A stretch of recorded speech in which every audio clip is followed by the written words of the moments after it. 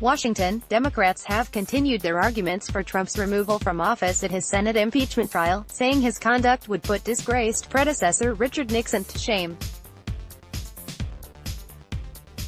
House impeachment manager Representative Zoe Lofgren was a congressional staffer during the Watergate years. Credit happened Thursday, Friday Australian time. The trial turned its focus on the conduct of Joe Biden and his son Hunter, with Democrats defending the presidential frontrunner and Republicans insisting they appear to testify. Democrats spent around an hour examining the period when Joe Biden was vice president and Hunter Biden sat on the board of controversial Ukrainian energy company Burisma. Democratic impeachment manager Sylvia Garcia said that, rather than tackling corruption, Trump's bid for Ukraine to announce an investigation into the Bidens was driven solely by his desire for political gain. Advertisement. It wasn't until Biden began beating him in polls that he called for the investigation, Garcia said. He had the motive, he had the opportunity and the means to commit this abuse of power. Richard Nixon resigned from office under the threat of impeachment in 1974. Credit AP. She dismissed claims that Joe Biden had behaved similarly to Trump when, as vice president, he pressured Ukraine to remove a prosecutor general who was widely seen as soft on corruption. In short, the allegations against Vice President Biden are groundless, and so there is no comparison, none at all, between what he did and President Trump's abuse of power. The president's defenders said the focus on the Bidens' behavior showed father and son need to be called in as witnesses. They have opened the door, said Trump's lawyer Jay Sekulow.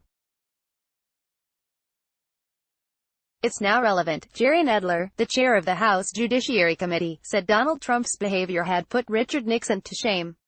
Credit Getty Images. Republican Senator Josh Hawley said, "If we're going to call witnesses, it's now clear we absolutely must call Hunter Biden, and we probably need to call Joe Biden." The Democrats rejected the calls. Jerry Nadler, the chair of the House Judiciary Committee, said, "No president has ever used his office to compel a foreign nation to help him cheat in our elections. Prior presidents would be shocked to the core by such conduct, and rightly so." On the allegation that Trump obstructed Congress, Nadler said, "This presidential stonewalling of Congress is unprecedented in the 238-year history of our constitutional republic.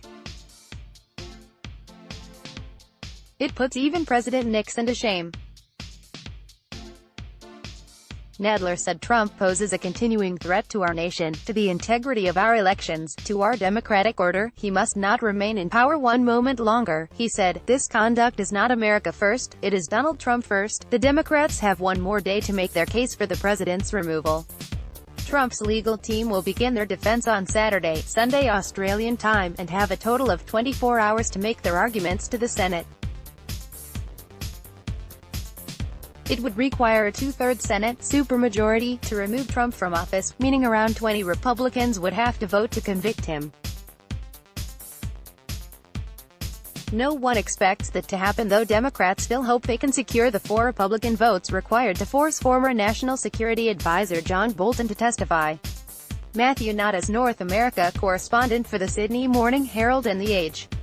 Most viewed in Worldlet's block ads. Why?